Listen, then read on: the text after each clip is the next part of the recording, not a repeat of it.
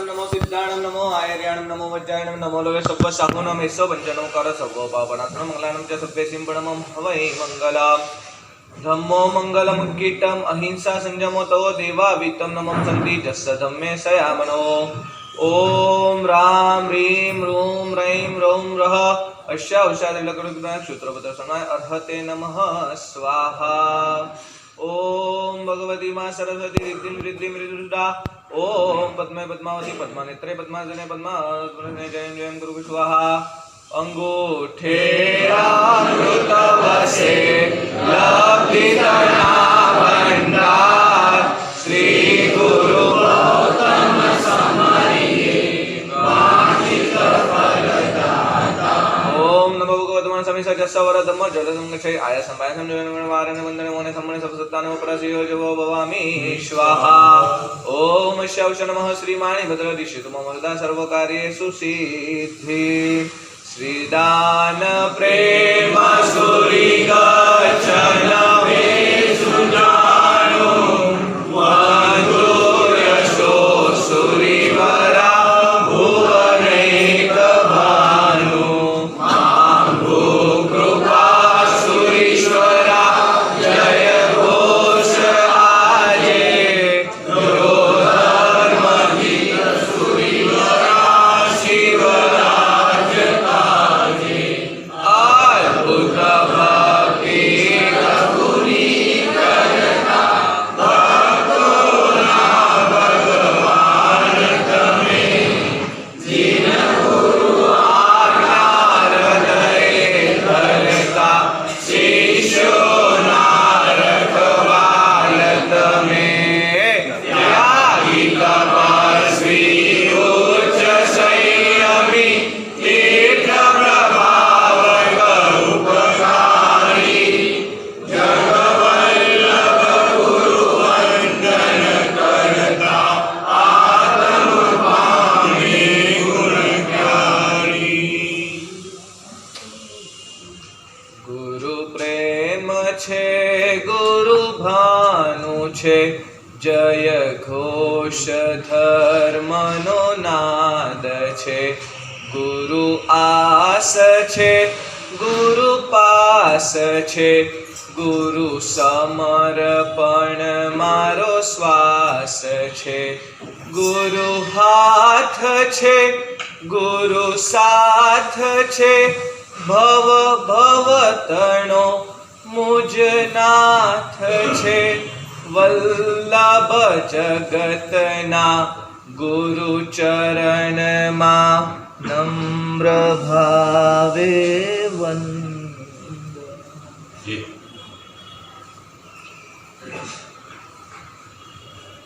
आज से कुमारपाल चरित्र का प्रवचन का प्रारंभ होने जा रहा है।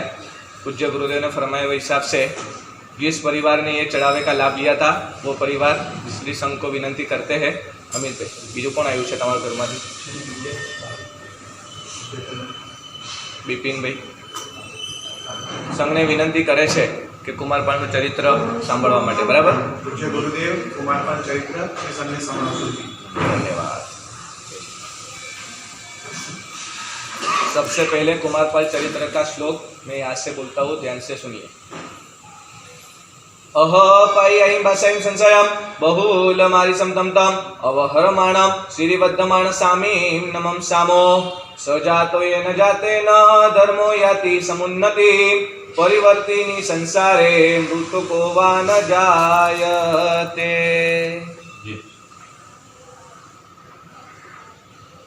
अनंत कल्याणकारी धर्म चक्रवर्ती देवादिदेव परमात्मा महावीर स्वामी, परमात्मा महावीर स्वामी का शासन हम सबको प्राप्त हो चुका है। आज सौभाग्य मेरा यह है कि आज नागपुर के अंदर, जहाँ मेरा संसार का भी अंतिम स्टेशन यही था और उसके बाद में मेरे को रजोहरण प्रदान का पुण्य अवसर, ये दादा मुनि सूरत की 4-4 महीने की हुई भक्ति का पुण्य अवसर मुझे मिला। और आज यही नागपुर के अंदर चातुर्मास प्रवेश होने के बाद प्रवचन का प्रारंभ आज का बेस्ता महीना यानी कि श्रावण सुद एकम के दिन से ऐसे महापुरुष के चरित्र को श्री संघ को सुनाने के लिए का जो मुझे अवसर मिला है, मैं 100% संघ का, दादा का और मेरे गुरुदेव का आभार व्यक्त करता हूँ। लेकिन महापुरुषों के चरित्र, शायद जो भी गुरु भगवंतों का प्रवचन यहाँ पे आपने सुने होंगे और जो भी गुरु भगवंत आपको प्रवचन सुनाते हैं, तब बहुत सारे अपने को चरित्र सुनने के लिए मिलता है। लेकिन मैं आपको एक प्रश्न करना चाहता हूँ, चरित्र यानी क्या? बोलो उत्तम भाई, चरित्र यानी क्या? उनकी विशेषता।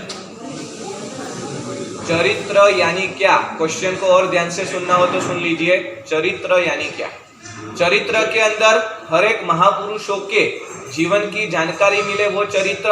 वो तो एक बहुत बोलते हैं ना कि कॉमनली जवाब है, लेकिन मूल जवाब चाहिए मुझे।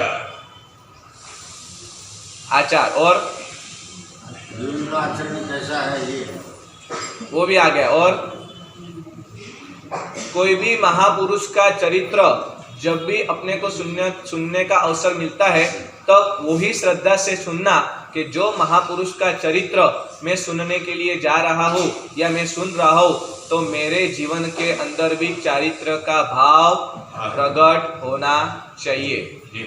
सिर्फ कुमारपाल चरित्र हो, श्रीपाल राजा हो, मैना हो, कोई भी गुरु भगवंत कोई भी प्रकारों से अपने को समझाते हैं, लेकिन उस समय पे हमारा सुनने का पात्र ही पूरा उल्टा रहेगा, तो कोई भी चरित्र अपने जीवन के हृदयस्थ में आने वाला नहीं है। मैं आपको एक बताता हूँ कि सूर्य में से यदि प्रकाश निकल जाए तो सूर्य की कोई कीमत है नहीं। चंद्र में से उसकी शीतलता निकल जाए तो चंद्र की कोई कीमत है? शेरडी है, उसकी मिठास अगर उसमें से निकल जाए तो शेरडी की कोई कीमत है? क्यों? कोई भी सूर्य है तो उसका खुद का आधार केंद्र क्या है? प्रकाश है। चंद्र है तो उसका भी मध्य बिंदु क्या है? शीतलता है। अगर शेरडी है, कितने भी अच्छे में अच्छी शेरडी ले लो, परमात्मा को सुकृत करने के लिए ले लो, यदि उसके अंदर मिठास नहीं रही तो वो शेरडी की भी कीमत नहीं रहती है। वैसे जैन कुल के अंदर अपना जन्म हो चुका है, जैन कुल के अंदर जन्म होने के बाद अपनी दिनचर्या आराधना की जीवन की चालू कर दी है, लेकिन उसके अंदर अपन अपने धर्म के मूलभूत को ही समझ नहीं पाएंगे तो वो जीवन का और धर्म का भी कोई अर्थ नहीं है। यदि अपने को धर्म को सुनना है तो ऐसे ऐसे महापुरुषों के चरित्र आज जैन शासन के अंदर आ चुके हैं। उसमें से एक चरित्र ऐसा है जिनका नाम है कुमारपाल चरित्र।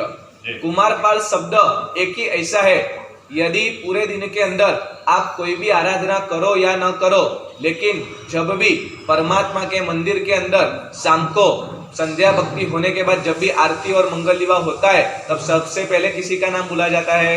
कुमारपाल का नाम बुला जाता है। वैसे कुमारपाल चरित्र का अपने को ग्रंथ सुनने का अवसर आज आपको मिला है।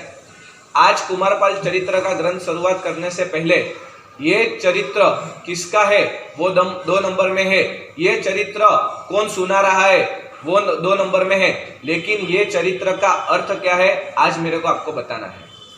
यदि जीवन के अंदर कोई भी चरित्र को सुनना है ना, तो 2 ही काम करना। नंबर 1, जो भी गुरु भगवंत आपको चरित्र सुनाते हैं तो उनके आंखों के सामने आपकी आंख होनी चाहिए। और नंबर 2, जब भी आप चरित्र सुनते हो तब अपने को दिल से सुनना है, मन से सुनना नहीं है। यदि आपने दिल से सुना तो ही वो चरित्र अपने अंदर आत्मसात होने वाला है। एक छोटी सी बात आपको बताना चाहता हूँ कि चरित्र के अंदर महापुरुषों के कोई भी चरित्र अपन सुनते हैं तो उसमें से एक बहुत ही अच्छी बात, बहुत सारे गुरु भगवंतों के श्रीमुख से बहुत ही अच्छी कविता आपने सुनी होंगी। मेरे गुरुदेव ने भी बहुत बार प्रवचन के अंदर आपको सुनाया होगा, लेकिन एक चरित्र के अंदर बहुत ही एक अच्छी बात आती है और उसके अंदर बहुत ही अच्छा वाक्य लिखने के अंदर आया है कि कोई, ध्यान से सुनना, कि कोई पढ़ सके वैसा कुछ लिखते जाओ।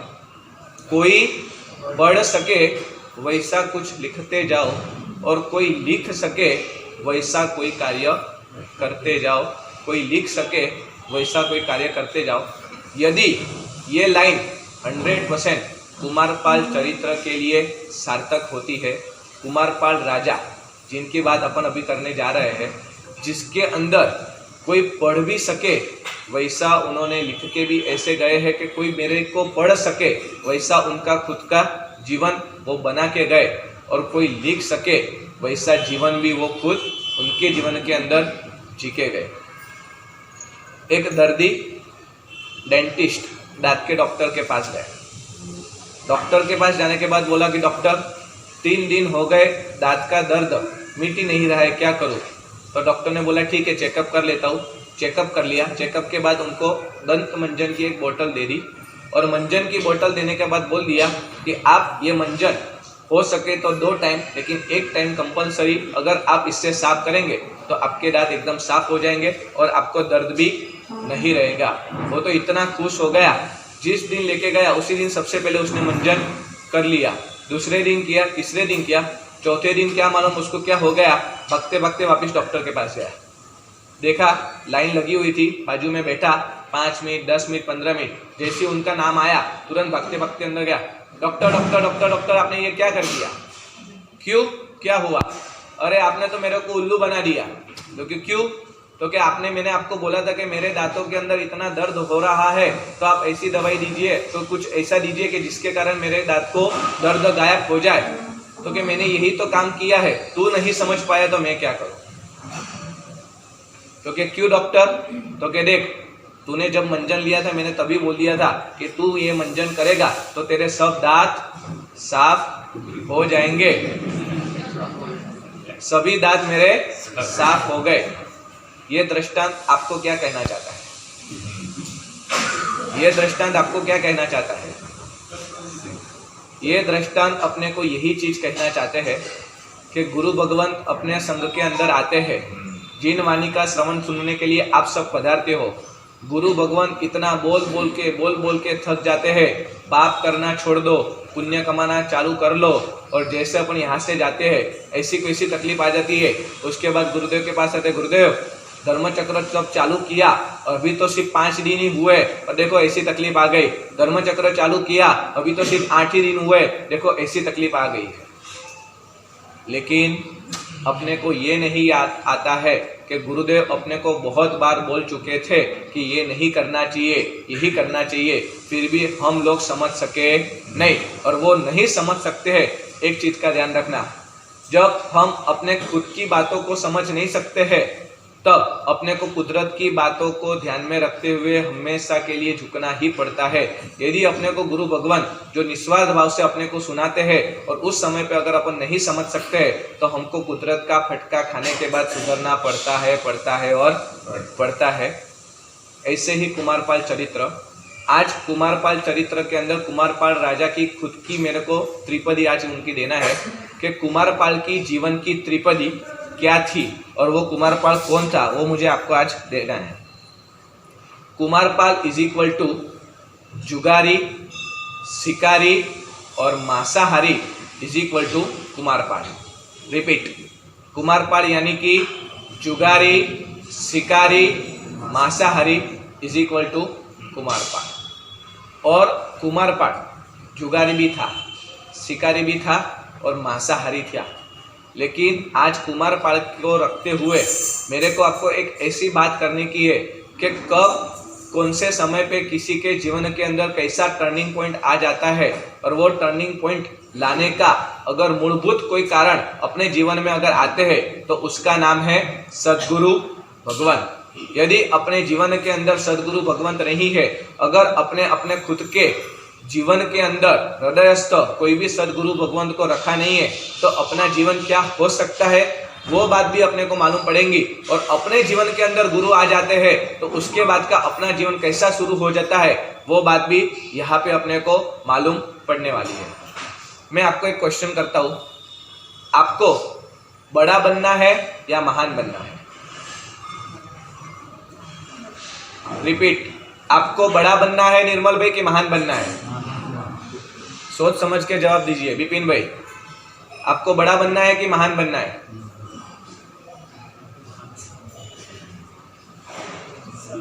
जतिन भाई, पहली बार आप आए हो मेरे प्रवचन में, मेरा भी पहला ही प्रवचन है। आपको बड़ा बनना है कि महान बनना है? सोच समझ के जवाब दीजिए। बड़ा तो आयुष्य के हिसाब से बनता जाता है, महान बनने के लिए अंतर से प्रयत्न करना पड़ेगा। वो बराबर है, वो फॉर्मेलिटी है। प्रश्न का जवाब मुझे चाहिए, आपको बड़ा बनना है कि महान बनना है? महान। कंफर्म? बहुत ही अच्छी बात है। साधन से, ध्यान में दीजिए, साधन से आप बड़े बन सकते हो, साधना से आप महान बन सकते हो। साधन से आप बड़े बन सकते हो, लेकिन साधना से आप महान बन सकते हो। अभी क्या बनना है? यदि महान बनना है तो आज उपाश्रय के अंदर ही पूरा दिन आपको नहीं रुकना पड़ेगा, नहीं कायम के लिए आपको उपाश्रय में ही रुकना पड़ेगा, क्योंकि आपने ही बोला कि साधन का उपयोग नहीं करना है, क्योंकि उसके अंदर बड़े बनने के लिए पात्रत है। साधन का उपयोग किया तो आप बड़े बन जाते हैं, लेकिन साधना का उपयोग किया तो आप क्या बन जाएंगे? महान बन जाएंगे।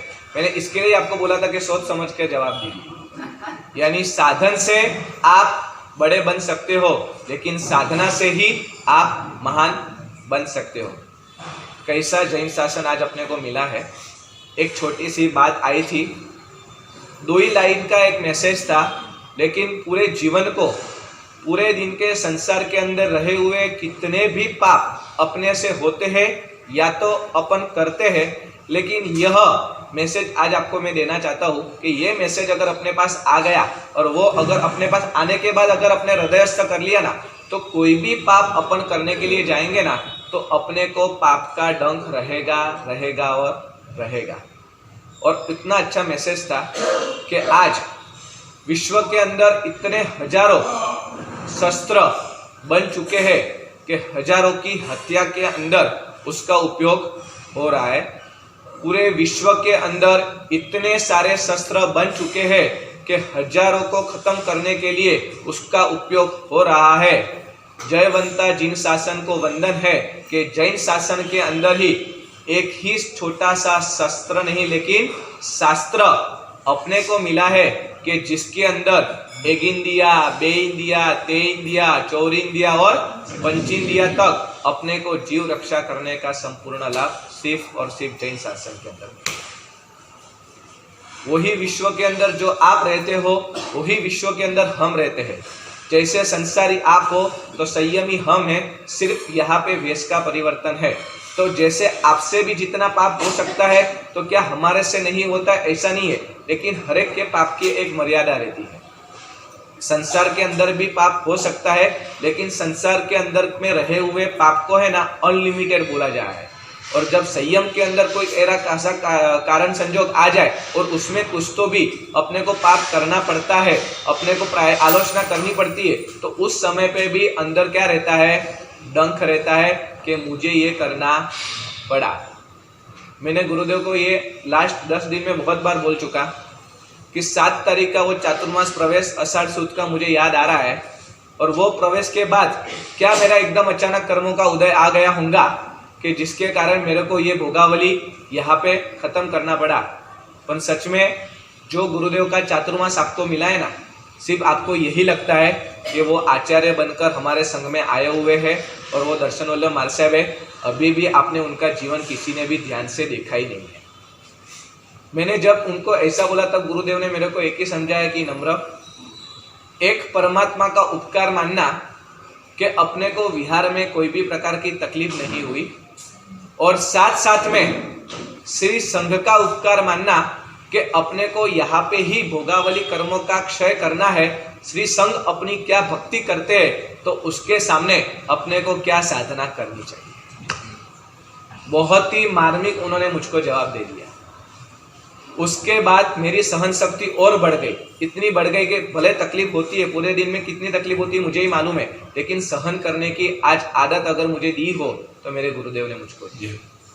तो वैसे मैंने आपको वही बताया कि साधन से अपन बड़े बन सकते हैं, लेकिन साधना से तो अपन महान बन सकते हैं। तो कुमारपाल राजा को ध्यान में रखते हुए उनके जीवन की 3 साधना की बात आज मुझे आपको करने की है। सबसे पहले नंबर की साधना है सखत साधना। क्या नाम है? सखत साधना। सखत साधना, सखत यानी क्या? कंटिन्यूटी, कंटिन्यूटी, कंटिन्यूटी, साधना, साधना और साधना। कैसे कैसे महापुरुष इस जीवन के अंदर, इस जैन शासन के अंदर है, वैसे दो महापुरुष की आज मुझे बात करने की है।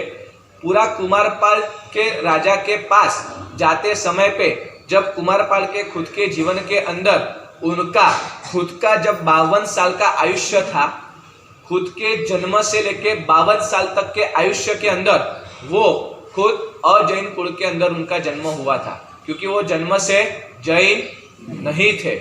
जन्म से कुमारपाल राजा खुद जैन नहीं थे, लेकिन ये 52 साल के अंदर जो मैंने आपको कुमारपाल की त्रिपदी आपको मैंने सुनाई ली, क्या बोला मैंने आपको? कुमारपाल इज इक्वल टू जुगारी, शिकारी, मांसाहारी इज इक्वल टू कुमारपाल। तो वैसे अपने जीवन के अंदर ऐसे 3 प्रकार की साधना का स्टेप है। उसमें सबसे पहला साधना है सखत साधना, यानी कि सतत अपन साधना उसको करना ही है। और वो साधना कौन सी है, और ऐसे कौन से महापुरुष है कि जो कंटिन्यूटी 1 मिनट का भी प्रमाद करते हुए, यानी कि कोई भी प्रकार का न प्रमाद करते हुए सिर्फ और सिर्फ साधना के अंदर है। वैसे आज 2 महापुरुषों की मुझे आपको बात करने की है।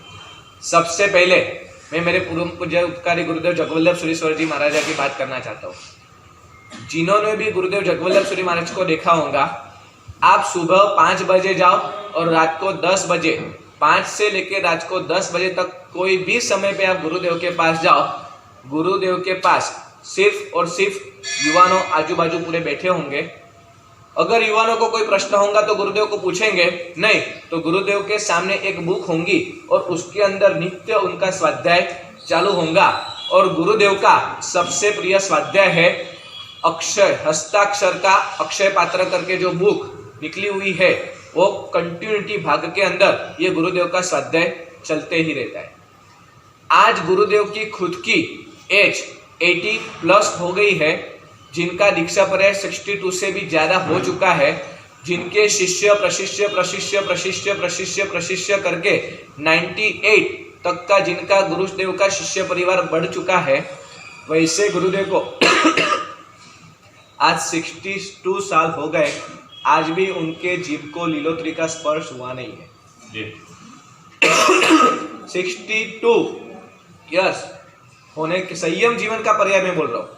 संयम जीवन के 62 साल के अंदर भी पूज्यपाल गुरुदेव ने अभी तक लीलोत्री का स्पर्श किया हुआ नहीं है।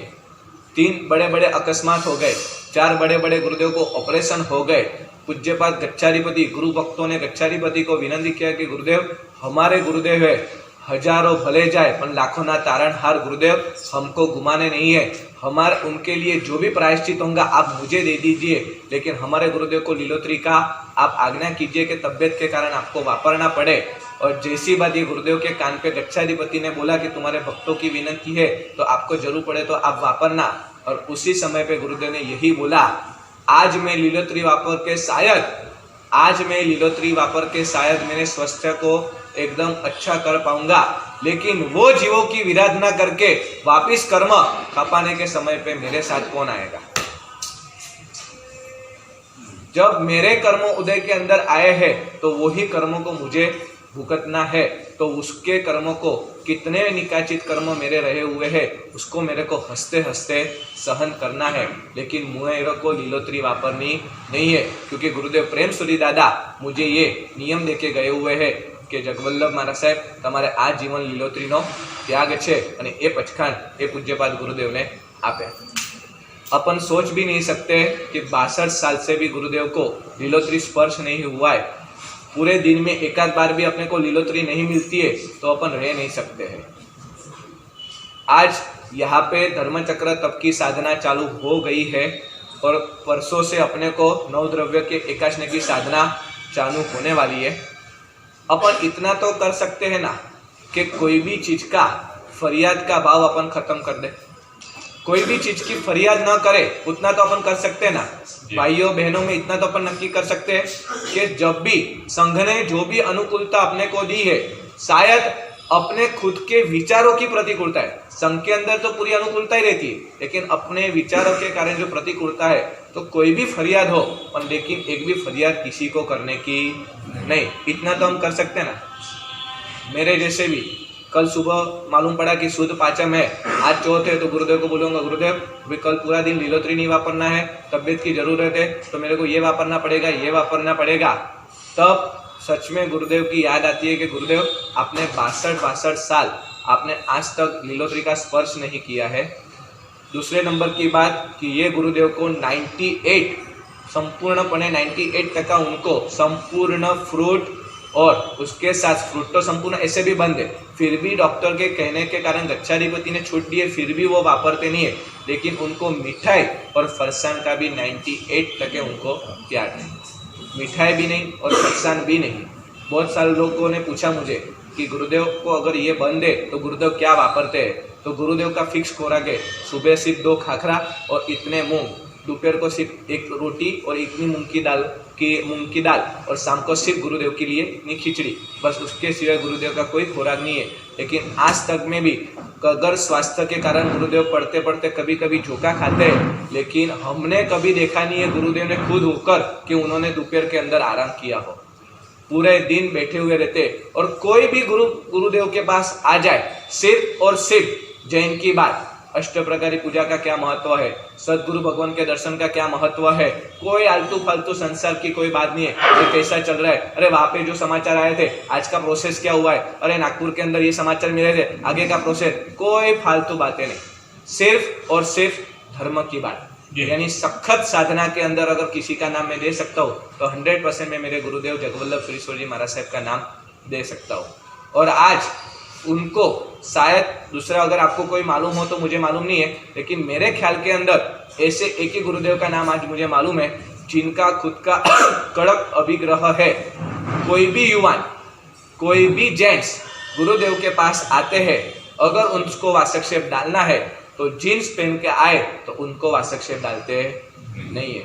कोई भी कितना भी समझ लो, नागपुर चातुर्मास विनंती करने के लिए बिपिन भाई आए और जय बुला दी और बिपिन भाई ने पूरा चातुर्मास का गुरुदेव का लाभ ले लिया और उनका लड़का भी आए, कोई लड़की भी आ जाए, आज जींस के अंदर लड़का और लड़की को पहचानने के लिए बहुत मुश्किलें आ जाती है, कोई भी व्यक्ति आ जाए, लेकिन गुरुदेव के पास कोई भक्त नहीं, उनको सिर्फ भगवान की आज्ञा प्राण से भी प्यारी है। उनके बाजू में जहाँ पे भी गुरुदेव बैठते, उनके बाजू के ऊपर एक थैली के अंदर 3 धोती रहती और रहती ही है। तेरे को वास्केप डालना है ना, कोई बात नहीं, ये धोती ले, सामने रूम में जा, पहन ले, फिर मैं तेरे को वास्केप डालूंगा। लेकिन जीन्स वाले को गुरुदेव वास्केप नहीं डालेंगे और नहीं डालेंगे। अब ऐसा उनका भीष्म अभिग्रह है। बहुत सारे लोगों को मैंने नज़दीक से देखा, गुरुदेव को विनंती की, गुरुदेव अभी आ ही गए हैं, कोई व्यवस्था नहीं है तो अब उनको वासक्षेप डाल दे।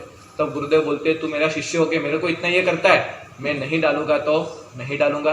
वैसे गुरुदेव यानी कि सखत साधना के अंदर वो आगे ही रहते हैं। उनके जीवन की तीसरी विशेषता, आज भी उनको 80 साल हो गए, शायद नासिक से मुंबई का विहार हो या मुंबई से नासिक का विहार हो कि आजू बाजू का परिभ्रमण का विहार हो, कोई भी जगह पे जाए, गुरुदेव का एक भीष्म संकल्प है, सुबह दोपहर और शाम तीनों टाइम परमात्मा के देव वंदन करने के। कैसी भी तकलीफ हो, कितनी भी तकलीफ हो, कोई शिष्य की अनुकूलता हो या न हो, किसी के ऊपर वो निर्धारित नहीं रहते हैं, सिर्फ और सिर्फ परमात्मा के पास गए। बाकी के जितने भी परमात्मा है उनको नमो जिनानम और 3 खमासना खड़े खड़े देके अरिहंत चैयानम भी कंपलसरी करते हैं, लेकिन मूलनायक परमात्मा को तीनों टाइम वो देववंदन करते हैं। वैसे हमारे गुरुदेव जिनको बोलते हैं सखत साधना, वैसे ही सखत साधना के अंदर और एक आचार्य भगवान का नाम मुझे आपको देना है, जो सच में जैन शासन के अंदर गर्वस्थ, ये गुरु भगवान का नाम अपन बोल सकते हैं। वैसे गिरनार के परम पूज्य आचार्य भगवान हेमवल्लभ सुरीश्वर जी महाराजा, गिरनार के अंदर जो भी गया है वो सभी सौभाग्य को नतमस्तक में वंदन करना चाहता हूँ। गिरनार के अंदर जिन्होंने खुद का आजीवन, उनका खुद का जीवन दादा नेमिनाथ के चरणों में जिन्होंने समर्पित कर लिया है, हेमवल्लभ सुरीश्वर जी महाराज साहब के, धर्म रक्षित सुरीश्वर जी महाराज साहब की अनराधार कृपा जिनके ऊपर बरस रही है, और आज जिन्होंने आजीवन एम्बिल का अभिग्रह जिन्होंने ले लिया है। बहुत सारे महात्मा, बहुत सारे भाई और बहन मुझे मिले, उन्होंने बोला कि गुरुदेव हमारे से एक भी एम्बिल नहीं होता था, लेकिन हेमवल्लभ सुरी महाराज साहब को गुरुवंदन किया, उनको हमने ये बात बताई और गुरुदेव के पास क्या जादू है मालूम नहीं, गुरुदेव ने वासक्षेप डाला, बोला कि इतना करना तुम्हारे से एम्बिल चालू हो जाएंगे, और हमने इतना किया। गुरुदेव 100% आज हमारे जीवन में जितने भी एम्बिल हुए हैं उसका प्रारंभ, उसका जीवन का हमारा प्लेटफॉर्म अगर कोई हो तो आचार्य भगवान हेमवल्लभ सुरीश्वर जी महाराज। जब गच्चाधिपति जयघोष श्री महाराज साहब जीवंत थे उस समय पे हेमवल्लभ सुरीश्वर जी महाराज साहब की आचार्य पदवी के लिए जैसा उनको पत्र का फरमान गया और गुरुदेव ने बोला कि साहेब मेरे पास ऐसी कोई योग्यता नहीं है कि मैं ये कुछ कर सकूं, लेकिन आपकी आज्ञा है तो मेरे शिरोमान्य है, आप ही कृपा बरसाना और आप ही मुझे ऐसी हिम्मत देना कि मेरी आचार्य पदवी के बाद जो सूर्य पद का गौरव है और जो सूर्य पद के जिन शासन की रक्षा के लिए मेरे को करना कार्य है उसमें आपका ही आशीर्वाद की मुझे जरूरत पड़ेगी। इतने बड़े पन्यास प्रवर भगवान, इतने हजारों भक्तों के जो गुरु थे, जैसे आचार्य पदवी का फरमान आया गिरनार से वो अहमदाबाद के लिए आ गए। आज सुबह उनकी आचार्य पदवी है और 7 बजे का समय हुआ। एक मुनि भगवान तो बीमार थे, समाचार मिले कि एक मुनि भगवान बीमार है और मांडली के अंदर सभी महात्माओं की अभी गोचरी आ जाएंगी, गच्छाधिपति आ जाएंगी, 2 घड़े पानी लाने का बाकी है। पन्यास हेमवल्लभ विजय जी महाराज साहब ने खुद ना घड़ा लिया, नीचे गए, पानी भोरा, ऊपर आए, मांडली में पानी रखा और विनंती की कि गुरुदेव आज मेरी आचार्य पदवी हो गई, बस यही मेरी आज आचार्य पदवी है। जिनकी 1 घंटे के बाद सभी गुरु भगवान एकत्रित हुए हैं और जो स्टेज पे जाने वाले हैं और उसके बाद उनकी आचार्य पदवी होने वाली है, वैसे पन्यास भगवान अगर सभी साधु भगवंतों को भक्ति के लिए पानी लाने का है फिर भी उनके मन के अंदर कोई भी संकोच नहीं है। उसका मुख्य कारण सखत साधना उनके जीवन के अंदर, ये तो एम्बिल की बात है, वैसी तो साधना का उनका जीवन का प्रारंभ काल जो था और जीवन के प्रारंभ काल के बाद का जो उनका बीच में का जो काल था, मात्र और मात्र उनके जीवन के अंदर साधना के सिवाय दूसरा कोई भी विरोध अपन दे ही नहीं सकते। तपस्वी है, लेकिन तपस्वी क्या नाम से है? एम्बिल के तपस्वी। लेकिन साधना के अंदर देखने जाओ तो सखत साधना के अंदर नाम लिया जाए तो पूज्यपाद हेमवल्लभ सुरीश्वर जी महाराज का। एक बार मुझे अवसर मिला उनके दर्शन को। उनके दर्शन का अवसर मिलने के बाद उनके शिष्यों को मैंने पूछा कि आपके गुरुदेव एम्बिल कब करते हैं? कि उसका कोई लिमिट नहीं है, उसका कोई फिक्स टाइम नहीं है। लेकिन एक बार महात्मा को मैंने 7:30 बजे उनके हाथ में तरफ नहीं देखा। मैंने बोला कि आप कहाँ जा रहे हो? तो कि गुरुदेव के लिए मूंग का पानी लेने के लिए। मैंने बोला इतने जल्दी मूंग का पानी कहाँ मिलेगा? तो कि मिल जाएगा। वो गिरनार दर्शन से कांताबा संकुल 2.5 किलोमीटर आते हैं। गुरु भगवान को सुबह वहाँ पे नौकासी के लिए ज़्यादा लोग रहते हैं, तो जो मूंग बनाए हुए रहते हैं तो उसका जो मूंग का पानी रहता है वो अलग किया हुआ रहता है। वो तरफ नहीं भरकर वो मूंग का पानी लाए। थर्मोकोल का बॉक्स था, उसके अंदर पूरी तरफ नहीं उन्होंने रख दी। पूरा दृश्य मेरे नज़र समक्ष देखा। रखने के बाद मैंने बोला अभी क्या करेंगे? तो कि अभी तुमको नहीं मालूम पड़ेगा, आपको दोपहर को मालूम पड़ेगा। बोला ठीक है। दोपहर हुई, साहब आए यात्रा करके नीचे। उसके बाद मैंने साहब को वंदन किया वापस। फिर बोला कि साहब आप एम्बिल करने के लिए कब बैठेंगे? कि बस तेरे बाजू में।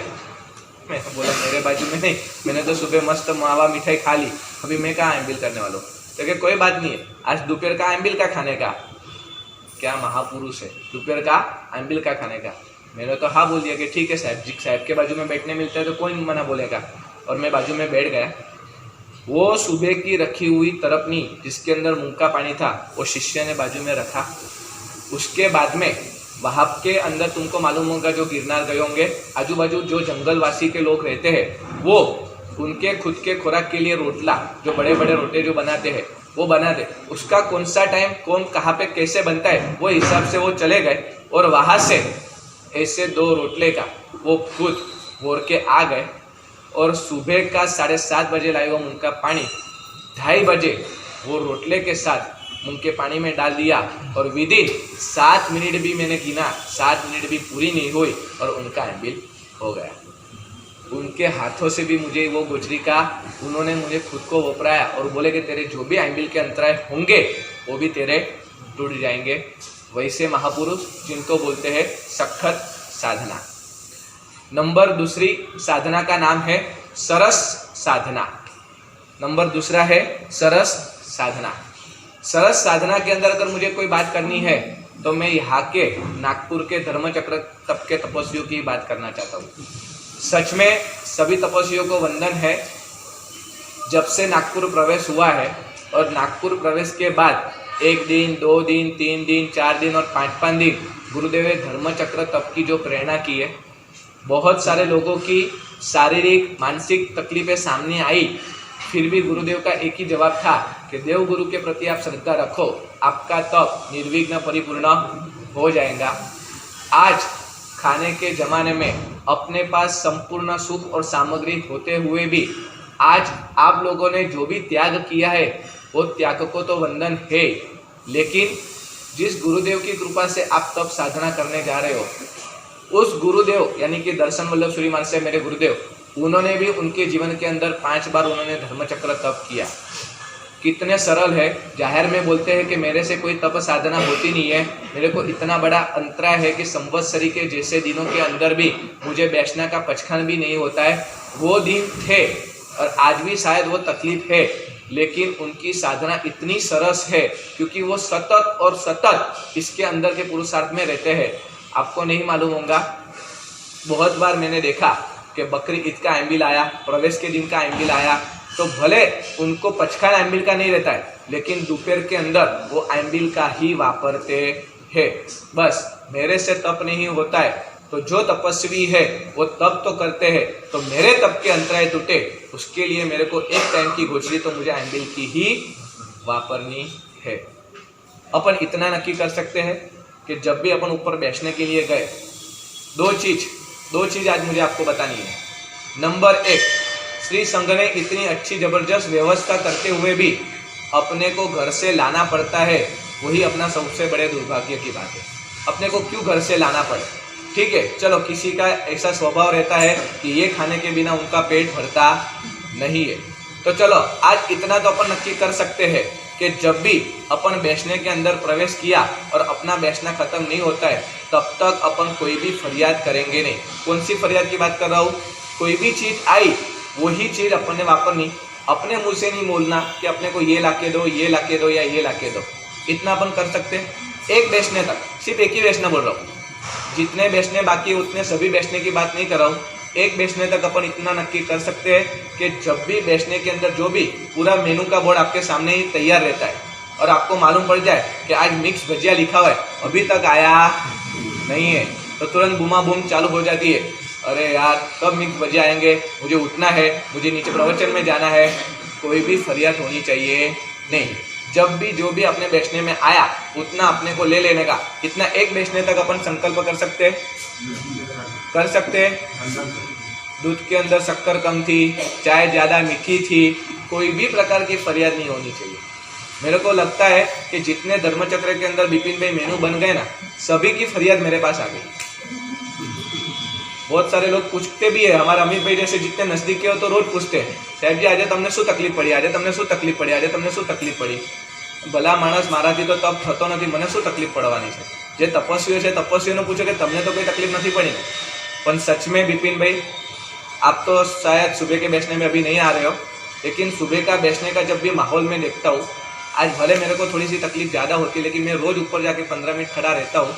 एक एक तपस्वियों को देखने के बाद मेरे आँख में आज भी आंसू आते हैं कि आज मेरे को धर्मचक्र शायद मेरे कर्मों के उदय से नहीं हो सकता है, लेकिन ये तपस्वियों की साधना को सिर्फ मैं साता भी पूछता हूँ और उनकी जो प्रसन्नता और उनका प्रेम जो मुझको मिलता है ना, मैं 100% बोलता हूँ कि मेरा कर्म यही, इसमें ही मेरे निश्चित खप जाने वाले हैं। मैं गुरुदेव को गर्व के साथ बोल सकता हूँ कि तपस्वी जब तक अपने साथ है और तपस्वी के दर्शन जब तक मैं करूँगा, तब तक मेरे को कोई भी तप का अंतराय होने वाला नहीं। इतना तो मेरी निश्चित बात है। एक एक तपस्वियों की जो मन की प्रसन्नता देखता हूँ, अपने घर के अंदर जो पानी का ग्लास मांगते हैं फिर भी अपने को देने वाले नहीं है, वैसे युवान लोग और कल की अनुमोदना तो सच में करनी जैसी है। अपने अजितनाथ के पूरे महिला मंडल पूरा एक ही साड़ी में, मैंने निकुंज भाई को पूछा ये कहाँ से आए, क्योंकि एक ही साड़ी के अंदर पूरा कोट ड्रेस के अंदर आए, ऐसे तो इतवारी के बहन ऐसे कैसे सुधर गए, सुधरे हुए ही है, लेकिन इतना ही अच्छा। फिर निकुंज भैया ने मुझे बताया कि गुरुदेव ये तो दादावड़ी से यहाँ के पूरा महिला मंडल है और आज संडे है और पूरा पीरसगारी के लिए आया है। आज अपने संघ के अंदर भी ऐसे ऐसे लोग बैठे हुए हैं, अगर चाहे तो सुबह का आधा घंटा 1 घंटा वो दे सकते हैं और सभी तपस्वियों को पीरसगारी का भी लाभ ले सकते हैं, जिनकी भी अनुकूलता हो। सच में तपस्वियों को दर्शन करने के लिए भी आप पीरसगारी करने के लिए आओ, एक तपस्वियों ने एक बार आपने कोई भी चीज ली और सभी तपस्वियों को आपने पिरसा और वो पिरसने के बाद उनके पेट के अंदर वो दी हुई चीज गई, उसके बाद में जो भी आराधना पूरे दिन के अंदर उनके द्वारा होंगी उसका पुण्य अपने को ही मिलने वाला है। बहुत सारे लोग बोलते हैं साहब जी, हमारे अमीर भाई सबसे ज़्यादा, साहब जी अभी आप आराम करो, आपका समय हो गया, आप थक जाओगे, आप ये हो जाओगे। लेकिन मैं अमित भाई को यही बोलता हूँ कि देखो, अगर तपस्वियों की मैं साता नहीं रखूंगा और तपस्वियों की असाता के अंदर मैं सामने उस समय पे नहीं रहूंगा तो मेरे को भी कभी साता मिलने वाली नहीं है। एक बार तपस्वियों की साता हो गई फिर मैं ऑटोमेटिक नीचे चले जाऊंगा। लेकिन आप भी इतना नक्की करो कि कोई भी फरियाद का भाव अपने जीवन के अंदर होना चाहिए नहीं। और नंबर तीसरी साधना का नाम है, जिसका नाम है सतत साधना। सतत सतत सतत सतत साधना के अंदर ही रात दिन जिन्होंने खुद के जीवन को अवरुद्ध कर दिया हुआ है, वैसा तीसरी साधना का नाम है सतत साधना अपने को करने की। आज अपने संघ के अंदर जब से चातुर्मास प्रवेश हुआ, सभी को मालूम था कि धर्म चक्र तप गुरुदेव कराने वाले हैं, हमको प्रेरणा करेंगे, गुरुदेव बुला के भी हमारा नाम लिखा देंगे और हमको धर्म चक्र तप करना ही है। अब धर्म चक्र तप तो हो गया और चालू भी हो गया, लेकिन अब श्री संघ के अंदर जो अवसर आया हुआ है वो अपने को 9 दिन 9 द्रव्य के एकाशने के साथ अपने को ये तप की साधना को चालू करने का है। गुरुदेव की एक ही इच्छा है विपिन भाई कि जो लोग धर्म चक्र तप में जुड़े हुए नहीं है वो सभी लोग ये 9 द्रव्य के एकाशने के अंदर जुड़ जाइए। बहुत ही अच्छा नाम आए। कल दोपहर को शिविर भी बहुत ही अच्छी हुई। ये सभी बहनों की मेहनत और खरेखर कल मेरे को विपिन भाई इतना आनंद हुआ। जब शिविर के 5-10 मिनट पहले की बात है, तब मैंने गुरुदेव को बोला, गुरुदेव 15-20 जन जो भी आएंगे 5-10 मिनट में वार्ता कर लूँगा और बाकी बड़े बहनों को बोल दूंगा कि आप लोग उनको थोड़ा सा गेम खिला दीजिए, बाकी 10 मिनट वापस आऊँगा, कुछ बोलूँगा, गिफ्ट दूंगा और मैं चले जाऊँगा। और एक के बाद ऐसे बालक आते गए। टोटल 63 जितने बालक और बालिका कल के शिविर के अंदर आए थे और उनका क्या ज़बरदस्त उल्लास होगा कि कल पूरा शिविर के अंदर सिर्फ एक ही बार मुझे बोलना पड़ा कि आवाज़ मत करो, बाकी संपूर्ण पीरियड ऑफ साइलेंस। ये सभी बहनों की मैं भी अनुमोदना करता हूँ कि वैसे ही बच्चों का आप ध्यान रखिए। और एकेशने के अंदर भी शिविर के बाद टोटल 5 से 7 बालक और बालिका के नाम भी एकाशने के अंदर आ गए। तो आप सब लोग भी ये सतत साधना के अंदर अगर आपको आगे बढ़ना है, एकाशने के अंदर आपको कुछ भी नहीं करना है। गुरुदेव परम पूज्य पन्यास प्रवर चंद्रशेखर महाशय की 13वीं स्वर्गारोहण तिथि आ रही है। जिस महापुरुष ने पूरे वर्ल्ड के अंदर आज सिंह पुरुष और ऊर्जा पुरुष के नाम से घोषित हो चुके हैं, जिनका जीवन बहुत नजदीक से मेरे को देखने का सौभाग्य, तपोवन के अंदर मैं खुद 2 साल पढ़ा अहमदाबाद के अंदर और मेरे को देखने का सौभाग्य मिला है कि गुरुदेव का जीवन क्या है। सच में गुरुदेव को सामुदायिक के रूप से उनको गुरु माँ की जो पदवी दी गई है ना, 100% वास्तविकता एकदम सही है कि जिनको बोलते हैं गुरु माँ, क्या बोलते हैं, गुरु माँ। और इनके लिए उनके दिन में 100% बोलता हूँ, लेकिन आज मैं वापस आपको उनको याद करते हुए बोलना चाहता हूँ कि माटीना पिंडने जन्म आपे तेने माँ कहवाय, माटीना पिंडने जन्म आपे तेने माँ कहवाय, पण संस्कारना पिंडने जन्म आपे तेने गुरु माँ कहवाय, तेने गुरु माँ कहवाय। माटी के पिंड को जन्म देने के बाद माँ 100% अपना ध्यान रखते रखते रखते अपने को आगे बढ़ाती है। लेकिन सच में मात्र जन्म से मतलब नहीं है, जन्म के साथ अगर अपने पास संस्कार ही नहीं है तो वो जन्म का भी कोई महत्व रहने वाला नहीं है। तो वो संस्कार के पिंड को जन्म देने वाले आज 2 तपोवन जो पूज्यपाद गुरुदेव ने खड़ी की, और वो तपोवन से कितने कितने लोग कहाँ तक जाते आप सबको मालूम होगा। बहुत सारे संघ ऐसे हैं कि हर जगह पे गुरु भगवान पहुंच नहीं सकते हैं, तो वहाँ पे आज वीर सैनिक के नाम से युवान लोग परवादीलाल परिषद की आराधना करने के लिए जाते हैं। और आउट ऑफ के अंदर तुम देखोगे तो 95.95 सब जगह पे एक ही समाचार मिलेंगे कि यहाँ से तपोवन से वीर सैनिक आए हैं और बहुत ही अच्छी जबरदस्त आराधना करा रहे हैं, जिन्होंने खुद का समय का भोग जिन शासन के अंदर दे दिया, तो अपने को सिर्फ 9 दिन 9 द्रव्य के एकाशने के साथ अपने को ये आराधना अपने को करने की है। और 9 द्रव्य के अंदर किसी ने भी आगे पीछे नहीं होना है। 13 से 14 द्रव्य बनने वाले हैं, उसमें से अपने को 9 द्रव्य वापरने हैं। बहुत सारे लोगों को कितने सारे क्वेश्चन होते हैं ना कि सच में दिमाग न हो तो भी दिमाग आ जाता है। ये सच में मेरे पास आज दिमाग है। कोई भी प्रकार का क्वेश्चन आंसर मत रखो। एक चीज, अगर आपने एक द्रव्य कम खाया, अगर 9 द्रव्य, विपिन भी एक बार ऐसा ही हुआ, 9 द्रव्य का टाइटल लिख दिया, 13 द्रव्य बने। एक लड़के का एकाश न होने के बाद नीचे आया, गुरुदेव आपने भी झूठ बोला आज। मैंने बोला क्या बोला? कि गुरुदेव आपने 9 द्रव्य बोला था, मैंने मम्मी को मैंने बोला कि अभी मेरे को भूख नहीं है और आज मैंने 8 ही द्रव्य वापरे, अभी आपको दोष लगेगा। अरे भगवान, तेरे को तकलीफ हुई, तूने 8 द्रव्य वापरे और मैंने 9 द्रव्य बोले तो उसमें मेरा दोष? हाँ गुरुदेव आपने 9 द्रव्य बोले थे, मैंने 8 ही वापरे, अब क्या करूं? कोई बात नहीं है, तो अभी आया ना एकाश नहीं, 5 मिनट बैठ, मेरे हाथों से तेरे को पानी पिला देता हूँ, 9वां द्रव्य हो गया। आप जैसे सरल बालक होगा तो वो समझ गया, मेरे जैसा रहता तो वो समझता नहीं था। लेकिन 9 द्रव्य के अंदर मैं विपिन भाई को जाहिर में बोलता हूँ कि आज के नया महीना के दिन आपका खुद का नाम लिखा दीजिए। कोई भी प्रकार की मन की शारीरिक कोई भी प्रॉब्लम आप मत दिखाइए, सिर्फ और सिर्फ गुरुदेव के प्रति श्रद्धा रखिए और एक एकाशना का भी भाव रखिए। अगर अपने से एक एकाशना हो गया तो समझ लो आगे के 8 एकाशने भी अपने अच्छे तरह से हो जाएंगे।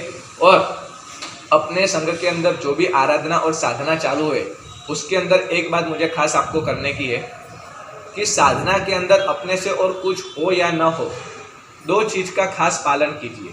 2 चीज का खास पालन कीजिए। सबसे पहले अपनी पूजा आगे पीछे होंगी तो चलेगा, लेकिन जो गुरुदेव की प्रवचन की धारा चालू है वो प्रवचन की धारा कभी भी खंडित न हो, उसका आप अवश्य ख्याल लीजिए। और नंबर 2, जो धर्म चक्र तप के तपस्वी है उसके सिवाय कोई भी बाकी के जो छूटने वाले हैं, हो सके तो कम से कम उतने दिन सभी तपस्वियों का पारणा नहीं आता है तब तक तो आप रात्रि भोजन का त्याग करो करो और करो। एक रात्रि भोजन त्याग करने से कितने सारे पापों से आप बच जाते हो, गुरुदेव आर्ट ऑफ लिविंग के द्वारा अपने को समझाने ही वाले हैं। लेकिन बहुत सारे लोगों को मैंने नज़दीक से देखा और समाचार भी आए हैं कि आज के दिन भी लोगों के रात्रि भोजन बहुत ही हंसते हंसते चल रहे हैं। लेकिन ऐसी हालत नहीं होनी चाहिए। कभी भी गुरु भगवान अचानक शाम के गोचरी के समय पे अपने वहां आते और उनको गोचरी की जरूरत पड़ी है तो अपने घर के अंदर यह जवाब होना चाहिए कि गुरुदेव चौवियार वाले कोई नहीं है। बराबर? नागपुर में तो अभी तक मेरे को गोचरी का मुहूर्त आया नहीं है, अभी जल्दी में जल्दी आएगा। हमारे सुरेश बाप ने तो रोज हमको बोल के जाते हैं, साहब हम क्या नाराज है क्या, हमने कोई गलती की क्या, इतने नजदीक रह के क्या ये किया है क्या, हमारे घर पे कोई गोची बोलने आता ही नहीं है। लेकिन मैं आज सकल संघ के समझ इतना कहना चाहता हूँ कि नागपुर के अंदर एक भी घर ऐसा तो नहीं मिलेगा ना कि ये शब्द सुनना पड़े। मिलेगा? मिला हुआ है वो बात निश्चित है, मिला हुआ है वो बात तो निश्चित है, लेकिन इतना तो अपन कर सकते ना। गुरु भगवान 5:45 बजे 6 बजे 5:30 बजे भी गोची भरने जाए और ऐसा सुनना मिले कि गुरुदेव 15 मिनट टाइम लगेगा। क्यों? सबके चौवियार के टाइम अलग अलग रहते, किसके 7 बजे रहते, किसके 8 बजे रहते, किसको 8:30 बजे रहते, सबके चौवियार का टाइम अलग अलग रहता है। ये गुरुदेव प्रवचन में जाहिर में बोलते हैं और साथ साथ में ये भी बोलते हैं कि मुझे आनंद है कि आप सबको चौवियार शब्द तो याद है। तो कम से कम इतना तो करिए अपन कि धर्मचक्र तप की साधना ये सभी तपस्वियों की निर्विघ्नता परिपूर्णता से हो जाए तो कम से कम अपन चौवियार का नियम ले। और इतना बड़ा सुकृत जो जगदीश भाई के परिवार ने किया है, उनको क्या था, वो अगर सुकृत नहीं भी करते थे तो उनको जहाँ पे भी पैसे वापरना था वो दूसरी जगह पे भी वापर सकते थे। लेकिन गुरुदेव के आने से पहले ही विपिन भाई का फोन आ गया कि गुरुदेव आपके प्रवेश के दिन ही इसका ओपनिंग करने की भावना है और परिवार वाले ने ऐसी विनंती की हुई है, तो आपकी अनुकूलता क्या है वो बताइए। देखो आज मैं सुधर्मा की पार्ट के ऊपर बैठा हुआ हूँ, बहुत सारे संघों के अंदर बहुत सारे लोगों को देखा, बहुत ही अच्छे में अच्छे चातुर्मास देखा, सभी के स्वभावों को भी मैंने ध्यान से गौर से देखा। लेकिन सच में बताओ विपिन भाई का एक गुण सभी ने लेने जैसा है। उनको यदि ना भी पढ़ना होगा ना तो तुरंत नहीं बोलेंगे, लेकिन उनकी जो स्माइल रहती है ना तो सामने वाला सीधा ठंडा ही गिर जाता है। सिर्फ कोई भी शब्द के आज तक उनकी ना शब्द नहीं आई है। मेरे को लगे ना कि आज मेरी ऐसी इच्छा है, तो सिर्फ विपिन भाई को इतना, विपिन भाई मेरी इच्छा है कि अगर अपन સાંજ का બેસના કરા દે તો ઠીક છે આપણે વાત કરી લઈએ ત્યાં એટલે ઠીક છે એ બોલે ને એટલે સમજી લેવાનું કે वो નિશ્ચિત ही है। वो तो सिर्फ एक फॉर्मेलिटी है कि सबको साथ में लेके सबको पूछ के डिसीजन लेना है, इसके लिए वो करते हैं। लेकिन संघ के अंदर इतनी अच्छी व्यवस्था सब चालू है और चौबियार हाउस इतना अच्छा चालू है। ये सब 5 से 6 हमारे धवल भाई, निपम भाई, निकुंज भाई जैसे युवाओं ने भी सिर्फ एक प्रवचन गुरुदेव का वो सुना और उसके उनको भाव हो गए कि अपने को चौबियार करना है। वैसे बहुत सारे पुण्य है। हमारे अनुपमा वाले ललित भाई, कल भी उनको मैंने देखा चौबियार, इतने खुश है, इतने खुश है, इतने खुश है। वो जब भी बोलते हैं ना तो ऐसे मेरे को लगता है कि जानो कि उनका जन्म ही आज हुआ है, इतने वो खुश हो जाते हैं।